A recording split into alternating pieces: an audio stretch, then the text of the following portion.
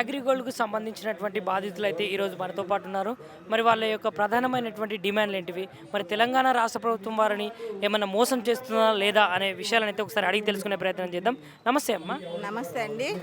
నా పేరు మేలవరపు లక్ష్మి అండి. మాది ఖమ్మం జిల్లా ఏన్కూర్ మండలం తూతకలింగనపేట గ్రామం సార్. మేము దాదాపు ఒక పుష్కర కాలం 12 సంవత్సరాల నుంచి పోరాడుతూనే ఉన్నామండి అగ్రిగోల్డ్ కోసం. అగ్రిగోల్డ్ యాజమాన్యం గత ప్రభుత్వాలు మమ్మల్ని ఎవరిని పట్టించుకోకుండా రేవంత్ రెడ్డి సారు మా ప్రభుత్వం రాగానే మీకు మేలు చేస్తామనని ఓట్లు వేయించుకున్నారు. వారు కూడా అంతే అవుతుంది. అదే ఆంధ్రాలో వాళ్ళు ఆల్రెడీ ప్రత్యేక కోర్టులు ఏర్పాటు చేశారు, కొంత డబ్బులు ఇచ్చారు. మేము ఎన్నిసార్లు వచ్చినా మమ్మల్ని పట్టించుకోవట్లేదు సార్. నాకు 75 సంవత్సరాలు, నాకున్న ఒక్క బాబు చనిపోయాడు.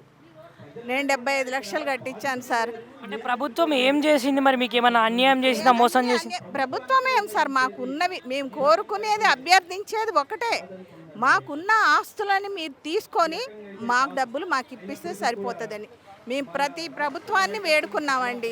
మమ్మల్ని పట్టించుకోవడం లేదు. ప్రతి విషయానికి ఏదోలే అయిపోతుంది ఉంటుంది అన్న ఆలోచనలో ఉంటున్నారండి. నేను ఇప్పుడు ప్రస్తుతం 3 ఏళ్ల నుంచి ఇదే రోజు పోయాను. 3 ఏళ్ల నుంచి అనాథాశ్రమంలో ఉంటున్నాను సార్. ఉన్నొక్క బాబు చనిపోయాడు. ఉన్న ఇల్లు కూడా అమ్మేసుకున్నాం. జనాలందరూ ఇంటి మీదకి వస్తున్నారు. నన్నంటూ పోషించే వాళ్ళు లేరు. ఎంతమంది ప్రభుత్వాలు సార్, 3 ప్రభుత్వాలు. చంద్రబాబు గారేగా మాకు మూలకం చేసింది, ఆ ప్రభుత్వం పోయింది.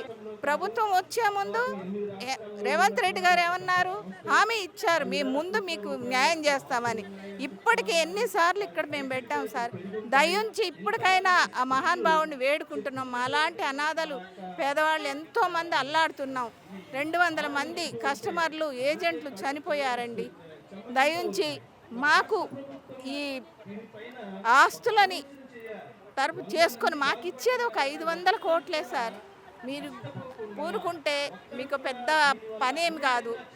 మేము కోరుకునేది కూడా అదే సార్. దయించి మా మరాలకించమనని ప్రార్థిస్తున్నాం. ఒకటే కోరుకుంటున్నాము. ఏంటంటే ఎన్నో ప్రభుత్వాలు వచ్చాయి, మారిపోతున్నాయి, కానీ మీరు మాత్రం ఏం పట్టించుకోవట్లేదు. మాది స్ట్రెంత్ కొంచెమే ఉంటుందండి, మేము కనిపించము, కానీ మేము కట్టిన డిపాజిట్లు మాత్రం ఎక్కువ ఉన్నాయి. మేము కోరుకునేది ఒకటే, ఏంటంటే మాది ఇక్కడ ఆస్తులు అనేది ఎక్కువ ఉన్నాయి. 500 మంది ఉన్న 500 కోట్ల ఆస్తి మాకు ఇస్తే చాలండి. మిగతాదంతా మీరు తీసేసుకోండి, మీరు ఏమన్నా చేసుకోండి. మా బాధను మీరు అర్థం చేసుకొని, లేదంటారా మీకు చేత కాదంటారా? మరి చేత కాదని చెప్పండి. ఎందుకు అనవసరమైన హామీలు ఇస్తారు మీరు? మేము కోరుకునేది ఒకటే, మీరు త్వరగా ఇది చేస్తానని మీరు నమ్మకంగా హామీ ఇస్తారని మేము నమ్ముచున్నాము. మా బాధని తీర్చమని వేడుకుంటున్నాము. మేము 2 కోట్లు కట్టామండి. 2 కోట్లు కట్టాము. మేము చాలా మిడిల్ క్లాస్ వాళ్ళమండి.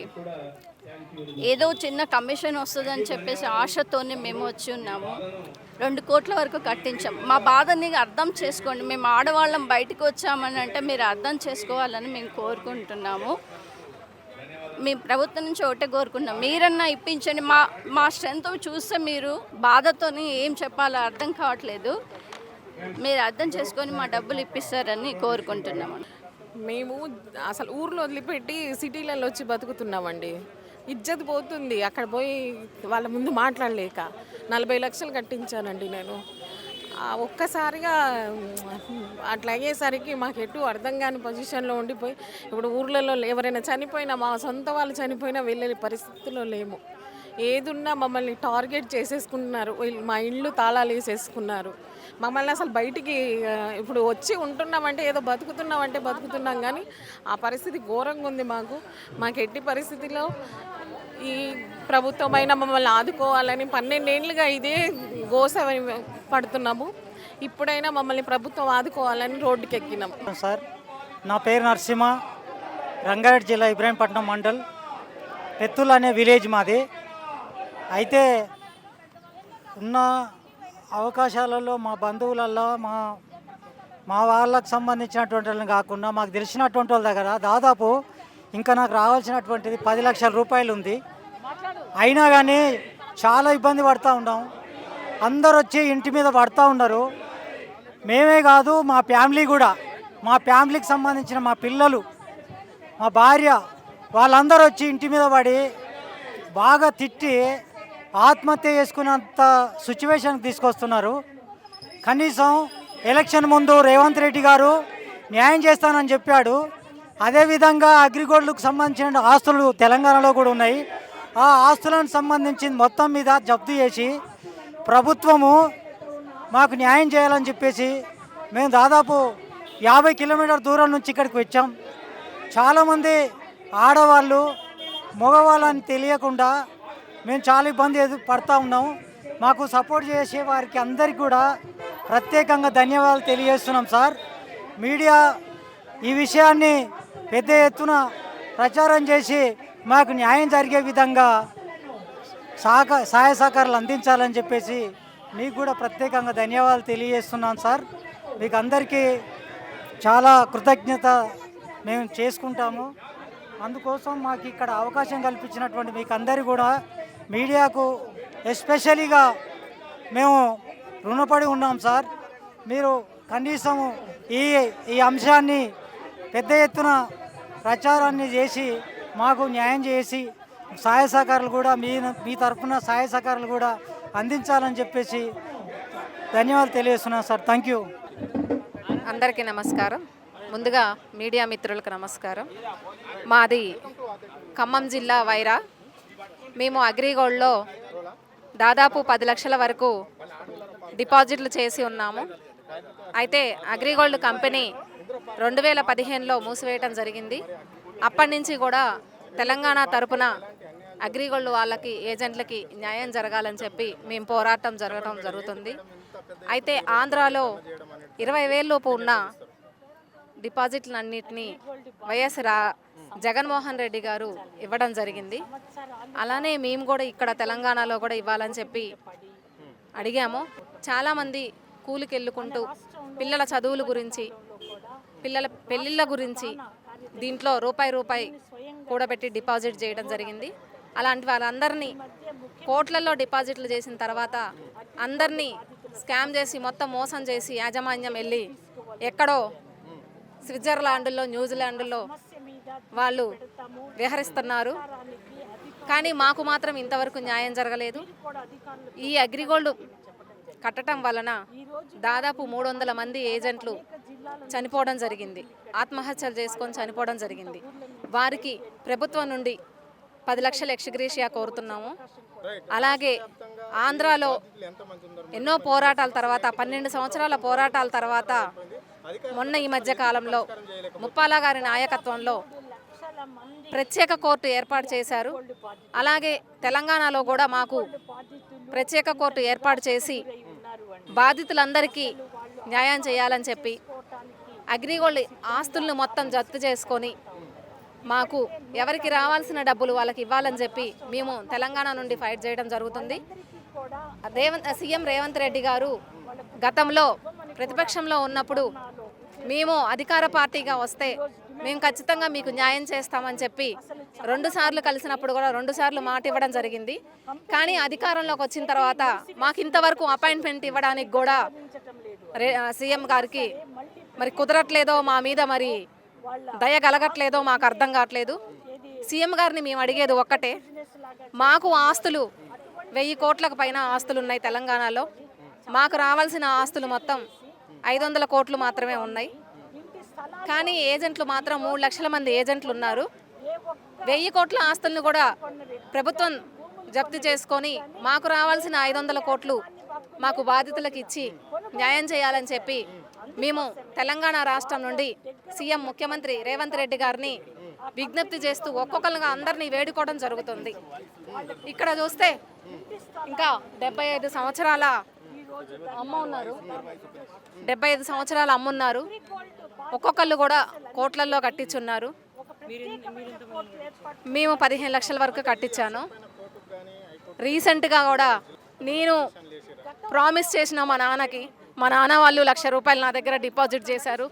ఎంతో నమ్మకంతో కూతురే కదా అని డబ్బులు ఇంతవరకు కూడా నన్ను ఇబ్బంది పెట్టకుండా బయట వాళ్ళందరూ ఇబ్బంది పెడితే 10 లక్షల వరకు ఇవ్వడం జరిగింది రూపాయి కూడబెట్టి. కానీ మా నాన్నకి ఒత్తిడి పెరిగిపోయి హాస్పిటల్లో చూపిద్దామన్నా కానీ డబ్బులు లేక ఈ మధ్యకాలంలో మా నాన్నగారు ఇది 2వ నెల చనిపోయారు. కానీ వాళ్ళకి మాత్రం నేను ఆ డబ్బులు ఇవ్వలేకపోయాను. ఇప్పటికైనా రేవంత్ రెడ్డి గారు అగ్రిగోల్డ్ బాధితుల మీద కనికరించి మాకు న్యాయం చేయాలని చెప్పి తెలంగాణ రాష్ట్రం నుండి మేము కోరటం జరుగుతుంది. మేము కూడా 60 లక్షల దాకా కట్టించామండి. చాలామంది ఏజెంట్ల ఒత్తిడి బాగా ఉంది మాకందరికీ. కొంతమంది ఏజెంట్లు చనిపోయారు కూడా.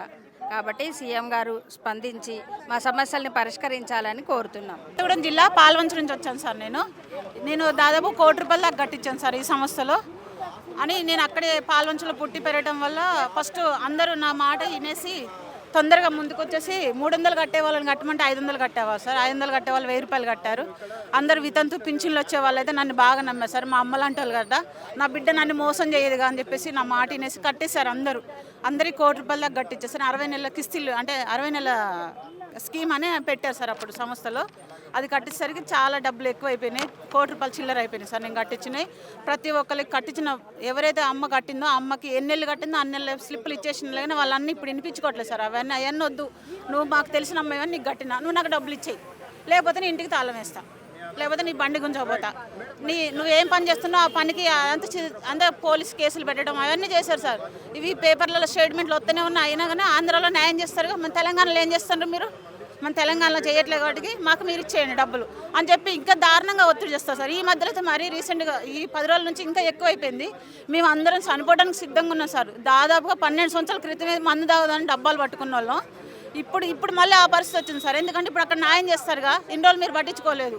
ఇప్పుడు మళ్ళీ బాగా ఒత్తిడి చేస్తాను సార్. ఈ 10 రోజుల నుంచి మరీ బాగా ఇంకా ఇబ్బంది పెడుతున్నారు. ఇంట్లో మీకు దాడులు చేస్తున్నారు. ఈ సార్ మన రేవంత్ రెడ్డి సార్ గారు కొంచెం దీనివైపు ఒకవైపు ఇటు చూస్తే నిజంగా రియల్ హీరో లాగా వచ్చి మన అందరినీ కాపాడాలని కోరుకుంటున్నాను సార్. నేను అగ్రిగోల్డ్ తెలంగాణ అగ్రిగోల్డ్ బాధితుల సంఘానికి నేను అధ్యక్షురాలిగా ఉన్నాను. నా పేరు పస్యా పద్మ. అగ్రిగోల్డ్ బాధితుల సమస్యలు పరిష్కరించాలి అని రాష్ట్ర ప్రధాన కార్యదర్శి గారికి మెమోరాండం ఇవ్వటం జరిగింది.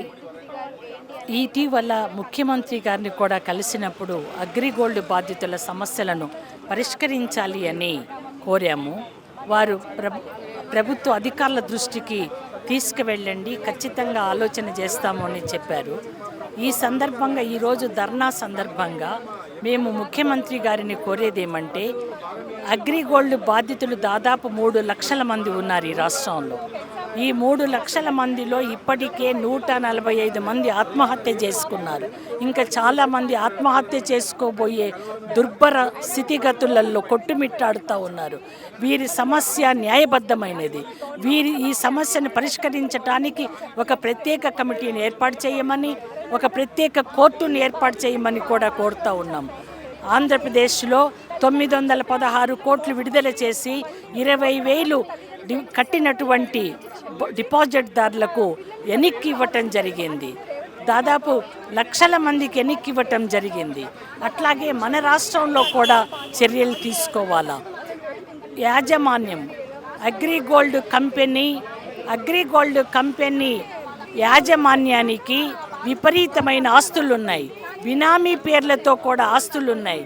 ఈ ఆస్తులన్నింటినీ జప్తు చేసి డిపాజిట్దారులందరికీ వారు కట్టించిన డిపాజిట్లను వెనక్కి ఇవ్వటంలో పెద్ద ఇబ్బంది ఏమీ లేదు. తక్షణం దీని మీద చర్యలు తీసుకోవాలని రాష్ట్ర ముఖ్యమంత్రి గారిని మేము కోరుతా ఉన్నాం. నేను ఈ సంఘానికి అధ్యక్షురాలిని. ఈ సంఘ బాధితుల యొక్క సమస్యలు పరిష్కారం చేయటానికి ఏర్పాటైన సంఘానికి అధ్యక్షురాలిని. వాళ్ళతో తప్పించుకొని తిరుగుతున్నాం సార్. ఈ గవర్నమెంట్ మాకు న్యాయం చేయాలని కోరుతున్నాం సార్. కలిసి సార్ బాలనాయక్ కలిసినాం, మన దేవరకొండ మాకు ఎమ్మెల్యే అతన్ని కలిసినాం. ఇంక ఎక్కడ సార్ మాకు ఏడ కూడా ఛాన్స్ ఇస్తలేదు సార్. బాలనాయక్ చెప్తే సీఎం దృష్టి తీసుకుపోతున్నాడు సార్. మరి ఏం తీసుకుపోయడం మాకు తెలియదు. ఇప్పుడు కొంతమంది లేడీస్ ఏంటంటే భర్తలకు తెలియకుండా కట్టించారు. ఇప్పుడు భార్య భర్తలకు పంచాయతీలు అవుతున్నాయి, డైవర్స్ అవుతున్నాయి. నాకు 1 కోటి రూపాయలు సార్, 1 కోటి రూపాయలు. 36 లక్షలు కట్టించండి. నేను టోటల్గా 600 మంది కస్టమర్లు, 6 ఏజెంట్లు ఉన్నారు. నాకు 600 మంది కస్టమర్లు, 1 కోటి రూపాయలు. ఒక 6 ఇప్పుడు బంద్ అయింది. ఇప్పుడు నేను ఒక 5 years కట్టించిన. 5 years కట్టించినా కొంతమందికి ఇప్పించిన. దాంతో బాగా నమ్మకం అనిపించింది. దాన్ని కొద్దిగా బాగా ఇంప్రూవ్ చేసుకున్నాం. మా లైఫ్ ఇక ఇదే అనుకున్నాం. కానీ మంచి మూమెంట్లో మా మీద దెబ్బ కొట్టి ఇప్పుడు మా జీవితాలు ఖరాబ్ చేస్తుంది సార్. ఇప్పుడు కాకముందు కూడా ఎలక్షన్లోకి వచ్చిన తర్వాత మా ప్రభుత్వం వచ్చిన తర్వాత మీకు డబ్బులు చెల్లిస్తామని చెప్పి వాగ్దానం కూడా చేసిండు. ఇది ఒకటి. ప్లస్ ఇదివరకు ఇక్కడ ఇందిరా పార్క్ ధర్నా చేసినప్పుడు సాంబశివరావు గారు అప్పుడు ఇంకా ఎమ్మెల్యే కూడా ఏం కాలేదు కూడా, ఆయన కూడా చేసి స్పందించి చేసిండు. ఆయన ఎమ్మెల్యే అయిండు. అయినాక కూడా ఒకసారి ఎమ్మెల్యే అయినాక కూడా ఒకసారి రేవంత్ రెడ్డి తోటి కల్పించి చేసి అసెంబ్లీలో కూడా మాట్లాడిండు. కానీ మళ్ళీ దానికి రెస్పాన్స్ అయితే ఏం లేదు. ఇప్పుడు ఎలక్షన్లు అయిపోయి కూడా 2 సంవత్సరాలు దాటిపోతుంది.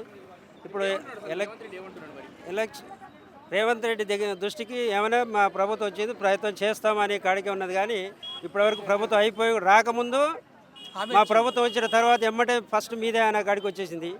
ఇప్పుడు ప్రభుత్వం అయిపోయి ఇప్పుడు వచ్చి కూడా 2.5 సంవత్సరాలు కావస్తుంది. ఇప్పటి వరకు మాకు సంధానం లేదు. ఏంటంటే ప్రభుత్వాలు ఏం చేస్తున్నాయంటే ఈ తెలంగాణలో అగ్రిగోల్డ్ బాధితులు లేరు అనే కాడికి ఉన్నది. ఏంటంటే ఇంట్లో చాలా అందరూ చిన్న వాళ్ళే ఉన్నారు, చిన్న వ్యాపారం చేసే వాళ్ళు ఉన్నారు. వీడికి రావాలంటే కనీసం 500-600 పెట్టుకొని రావాలి. ఆడ వచ్చే ఆదాయం పోతుంది. దానివల్ల కూడా ఇక్కడ రాలేకపోతుంది. ఏంటంటే ఈ జనాన్ని చూస్తే ఆయనకు ఏది ఈ బాధితులు ఈ ఓటర్లే ఉన్నారు అనే కాడికి ఉన్నది. ఓటర్లు చాలామంది ఉన్నారు. కాబట్టి ఇప్పుడు మన ఎలక్షన్లలో రావడానికి కూడా అగ్రిగోల్డ్ బాధితులు ఈ రేవంత్ రెడ్డి వస్తే తెలంగాణ కాంగ్రెస్ ప్రభుత్వం వస్తే కాంగ్రెస్ ప్రభుత్వంలో రేవంత్ రెడ్డి వస్తే మాకు న్యాయం చేకూరుతుందనే ఉద్దేశంతో మేము ఆయన గెలిపించడం కూడా జరిగింది. ఇప్పుడు పట్టించుకోలేడు కాబట్టి మళ్ళీ ఇప్పుడు అదే ధర్నా మళ్ళీ వచ్చినాము. ఎందుకంటే చాలా రోజులైంది. ఇప్పుడు ఏపీ ప్రభుత్వంలో కూడా ముప్పాల నాగేశ్వరరావు గారు ఎంతో ప్రయత్నం చేసిర్రు. కాకపోతే అక్కడ ప్రభుత్వం గురించి మన ఆలోచన కాదు.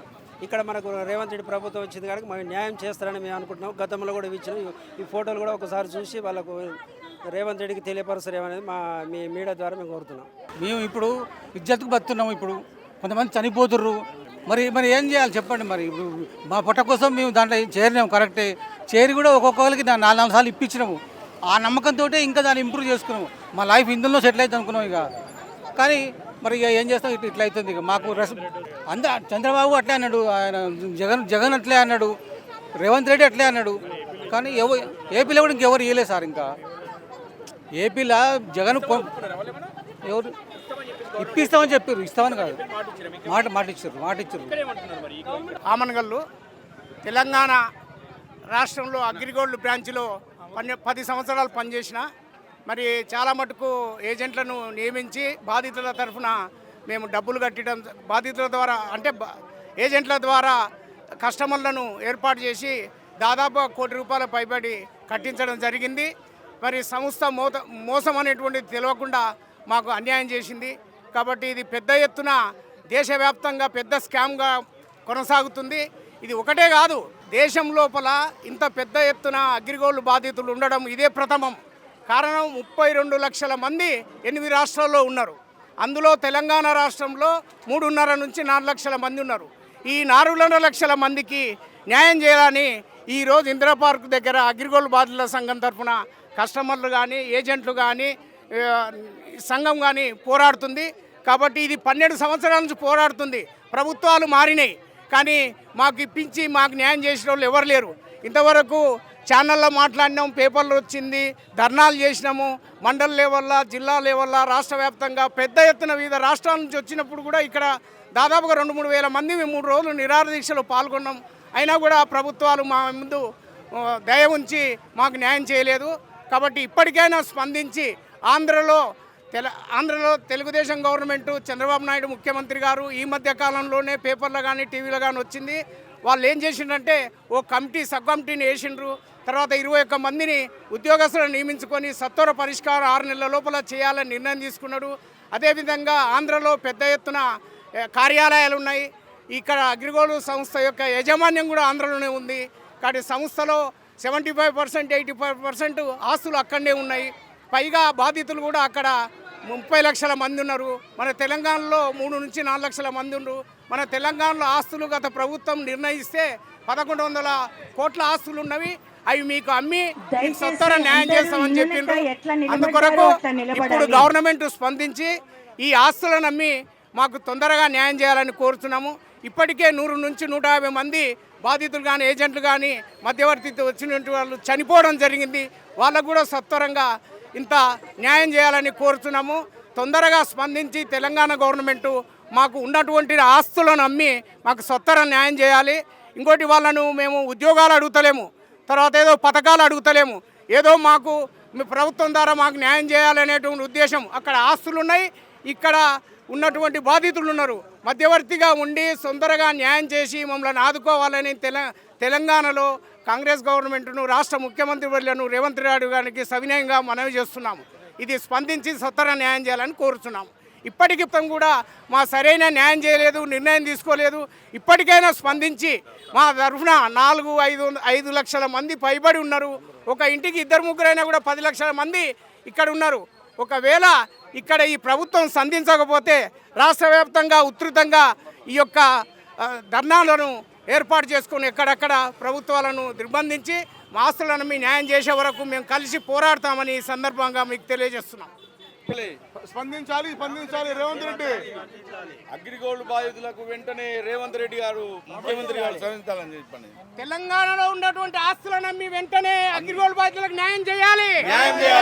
రాష్ట్ర ముఖ్యమంత్రి ఎమ్మడే స్పందించాలి. ఆస్తులను అమ్మి అగ్రిగోల్డ్ బాధితులకు న్యాయం చేయాలి. అగ్రిగోల్డ్ బాధితులకు వెంటనే. అందరికీ నమస్కారం అండి.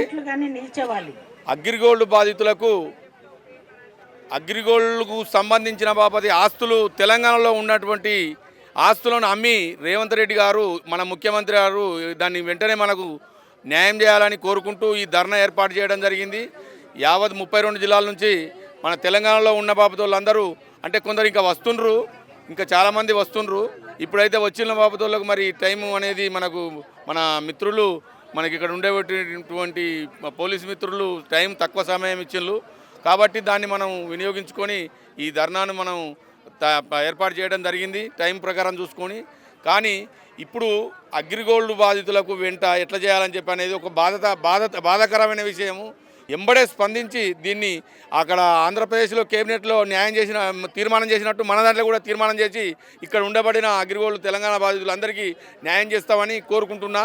దండం పెట్టి చెప్తాను ముఖ్యమంత్రి గారు, ఇది ఒకసారి ఆలోచన చేయండి మీరు కూడా.